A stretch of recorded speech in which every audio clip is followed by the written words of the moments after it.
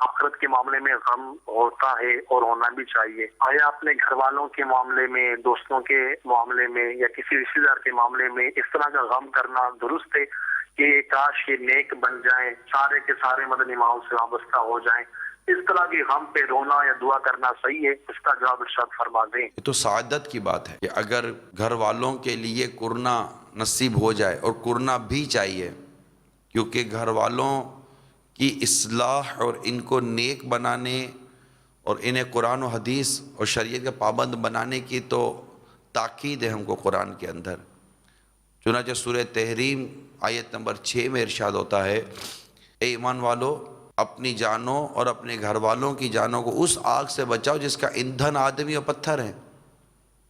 تو یہ تو بہت بڑی سعادت کی بات ہے کہ گھر والوں کی بے عملی کو دیکھ کر، گھر والوں کی اس طرح کے معاملات کو دیکھ کر کہ کوئی نماز نہیں پڑھ رہا تو کوئی گناہوں میں ہے، تو کوئی کیا تو کوئی کیا کوئی کیا۔ ماں باپ اگر بے عملی کا شکار ہوتے ہوں گے تو تکلیف ہوتی ہوگی، اور یہ تکلیف اچھی بات ہے، ہونی چاہیے۔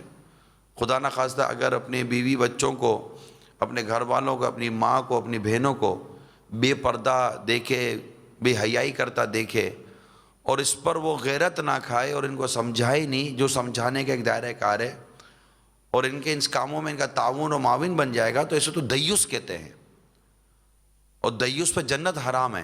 دیوس یہ عربی کا لفظ ہے، حدیث پاک کا لفظ ہے، اور اس کے اردو اگر صحیح معنی کرنے جائیں تو بے غیرت کے ہوتے ہیں۔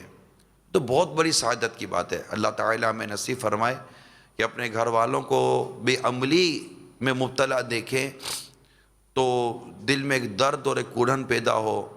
اللہ کرے کہ اس درد اور کوڑھن سے آنکھوں سے آنسو بہہ جائیں۔ مگر یہاں یہ ایک مدنی پھول عرض ضرور کروں گا کہ ایسی صورتحال میں گھر میں لڑنا نہیں چاہیے۔ بہن ہے، بھائی ہے یا والدین ہے، اگر ان کو دیکھتا ہے بے عملی کرتا ہوا تو ڈانٹ ڈپٹ سے کچھ نہیں ہوگا۔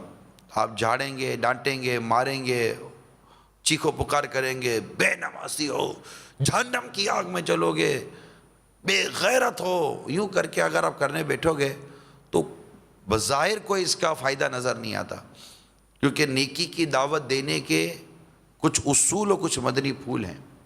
نرمی سے نیکی کی دعوت دی جاتی ہے، پیار سے نیکی کی دعوت دی جاتی ہے۔ سختی کرنے بیٹھیں گے نا تو مسئلہ ہو ہے۔ فلاح و کامرانی، نرمی و آسانی میں، ہر بنا کام بگڑ جاتا ہے نادانی میں۔ ڈوب سکتی ہی نہیں موجوں کی طغیانی میں، جس کی کشتی ہو محمد کی نگہبانی میں۔